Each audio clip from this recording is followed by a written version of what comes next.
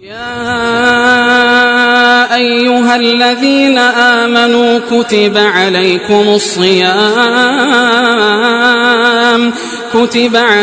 الصيام كما كتب على الذين من قبلكم لعلكم تتقون أياما معدودات. علیکم ورحمۃ اللہ وبرکاتہ. ان الحمد للہ والصلاۃ والسلام علی رسول اللہ وبعد. محترم ناظرین، سلسلے دروس رمضان کا آج ہمارا 16واں درس ہے. اس درس میں ہم یہ جانیں گے کہ اس ماہ مبارک کا ایک نام شہر الصبر بھی ہے، یعنی صبر کا مہینہ. صبر کسے کہتے ہیں اور اس کی کتنی قسمیں ہیں، یہ جاننا بھی ضروری ہے. یوں تو صبر کا لغوی معنی ہے برداشت کرنا، لیکن جب ہم اصطلاح میں دیکھیں گے تو اللہ رب العزت کی اطاعت پر صبر کرنا، اللہ اس کے رسول صلی اللہ علیہ وسلم کی اطاعت پہ صبر کرنا، معصیت سے صبر کرنا اور مصیبت پر صبر کرنا، یہ صبر کی 3 قسمیں ہیں. الصبر علی الطاعہ، الصبر علی المصیبہ، الصبر عن المعصیہ. اللہ رب العزت کی اطاعت پر استقامت برتنا، جم جانا اور اس راستے میں مشاکل دشواریوں کو برداشت کرنا، یہ اللہ کی اطاعت پر صبر ہے. اور ایک ہے صبر عن المعصیہ، یعنی گناہوں سے رک کر کے، گناہوں سے اپنے آپ کو بچا کر کے اپنے اندر وہ قوت برداشت پیدا کرنا کہ جس سے گناہ سے ہم اور آپ بچ سکیں. الصبر عن المعصیہ ہے گناہ سے، اللہ اس کے رسول صلی اللہ علیہ وسلم کی نافرمانی سے اپنے آپ کو بچا لینا اور نفس پر کنٹرول کر لینا، برداشت کی طاقت رکھنا، معصیت کا ارتکاب نہ کرنا، یہ ہے الصبر عن المعصیہ. اور ایک ہے الصبر علی المصیبہ، کوئی پریشانی آئی، کوئی مصیبت آئی تو اس پر آدمی جزا فضا نہ کرے، برداشت کرے اسے، اس مصیبت کو، اور اللہ سے اجر کا طلبگار ہو. تو یہ صبر کی 3 قسمیں ہیں. صبر علی الطاعہ نمبر 1، صبر علی المصیبہ نمبر 2، صبر عن المعصیہ نمبر 3. یہ 3 قسمیں ہیں صبر کی. آئیے ہم جانیں کہ یہ جو مہینہ ہے اس کو شہر الصبر کہا گیا ہے. حدیث میں اللہ کے نبی محمد رسول اللہ صلی اللہ علیہ وسلم نے اس کو شہر الصبر کہا ہے. تو دیکھیں کہ اس مہینے میں ہم خواہشات سے اپنے آپ کو بچا لیتے ہیں، کھانے پینے سے رمضان کے دنوں میں روک لیتے ہیں اور اس طرح سے برداشت کرتے ہیں، کنٹرول کرتے ہیں اپنے آپ پر کہ یقیناً یہ صبر کا مہینہ ہو جاتا ہے. اسی طرح سے معصیت سے بھی حتی الامکان ایک مومن بندہ اس مہینے میں بچنے کی کوشش کرتا ہے اور لوگ کرتے ہیں، واقعی جو متقی ہیں. تو یہ مہینہ اس حساب سے بھی صبر کا ہے. ہم نے کھانا پینا چھوڑ دیا، برداشت کیا، اسے بھوک کو برداشت کیا، پیاس کو برداشت کیا، اور اسی طرح سے معصیت سے اپنے آپ کو ہم نے روک لیا اور اللہ رب العزت کی اطاعت، نبی اکرم محمد رسول اللہ صلی اللہ علیہ وسلم کی فرمانی پہ ہم جم گئے، استقامت ہم نے اپنا لی تو دیکھا جائے تو یہ مہینہ تینوں قسم کے صبر کا ہے۔ اس مہینے میں اگر کسی کی، ہمارے پیاروں میں سے کسی کی وفات ہو جائے، کوئی پریشانی لاحق ہو جائے تو اس پر بھی صبر، مصیبت پر بھی صبر۔ تو ایک طرح سے یہ مہینہ یقیناً سراپا صبر کا مہینہ ہے، اور اس صبر کی بڑی فضیلت ہے۔ اس مہینے میں اللہ کے نبی محمد رسول اللہ صلی اللہ علیہ وسلم فرماتے ہیں، حضرت ابو ہریرہ رضی اللہ تعالیٰ عنہ راوی حدیث ہے، مسند احمد کی روایت ہے، صحیح روایت ہے، آپ صلی اللہ علیہ وسلم نے فرمایا صوم شہر الصبر وصوم ثلاثة ایام من کل شہر صوم الدہر، یعنی صبر کے مہینے کا روزہ، صبر کا مہینہ یہی رمضان کا مہینہ، اور ہر مہینے میں 3 دن کا روزہ، ایام 20 کا روزہ، 13، 14، 15 تاریخ کا، ہر مہینے۔ آپ فرماتے ہیں صوم الدہر، یہ صوم الدہر کے برابر ہے، گویا ہم نے پورے سال یا پوری زندگی ہم نے روزہ رکھا، ہمیشہ روزہ رکھا۔ یہ فضیلت ہے اس مہینے میں روزہ رکھنے کی، جو صبر کا مہینہ ہے۔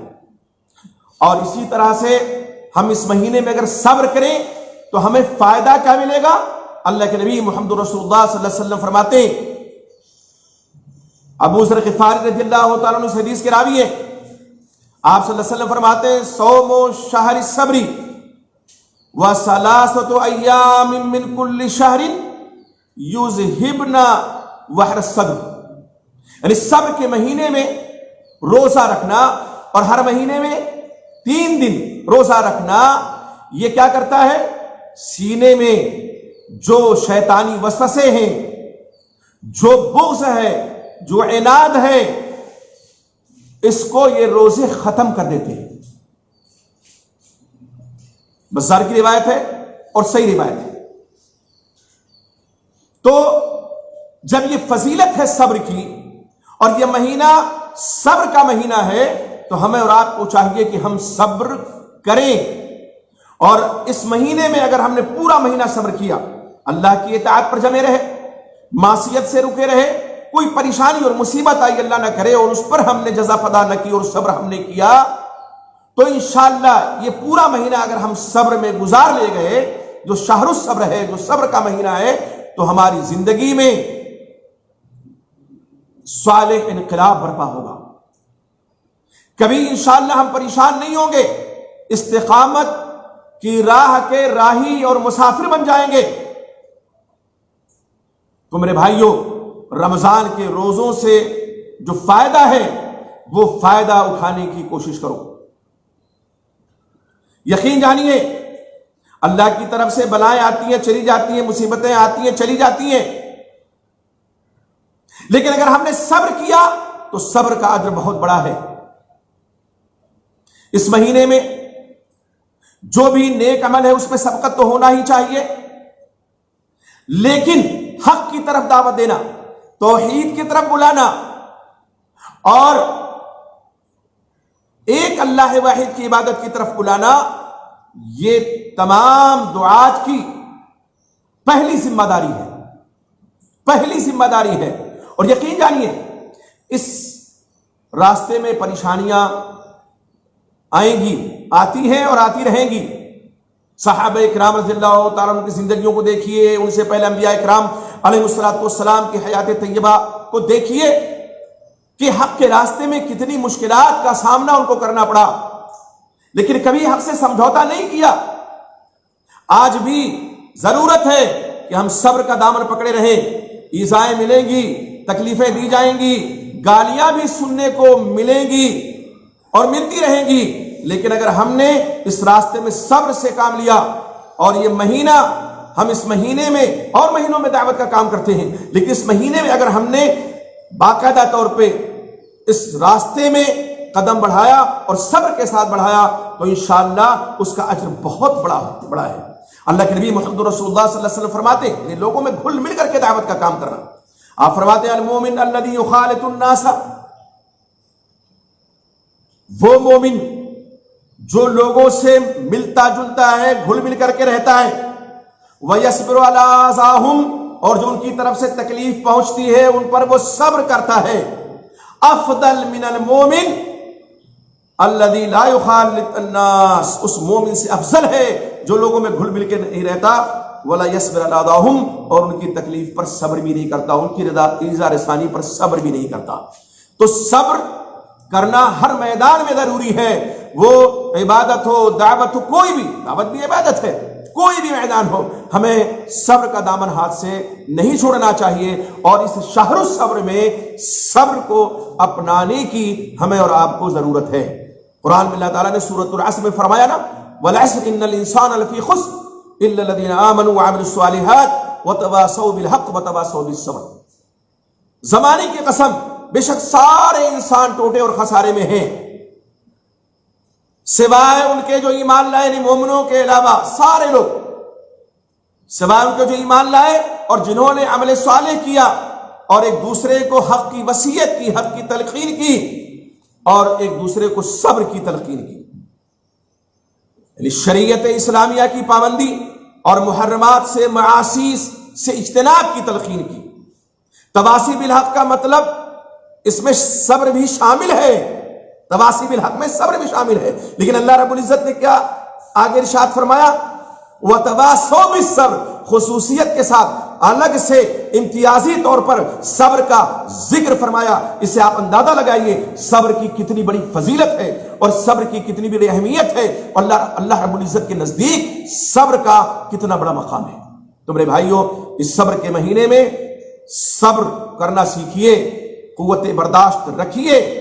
دل ہو سکتا ہے بہت سی خواہشات اس کے اندر کروٹیں لے رہی ہوں اور مائل کر رہا ہو خواہشات کو پورا کرنے پر, لیکن اس کو کنٹرول میں رکھیے, استقامت کی راہ اپنائیے اور صبر کیجئے. پھر دیکھیے کہ اللہ رب العزت کی نوازش ہمارے اور آپ پر کس طرح ہوتی ہے. اللہ سے دعا کیجئے کہ اللہ تعالی ہمیں صابرین میں شمار فرمائے اور صبر کرنے والا بنائے.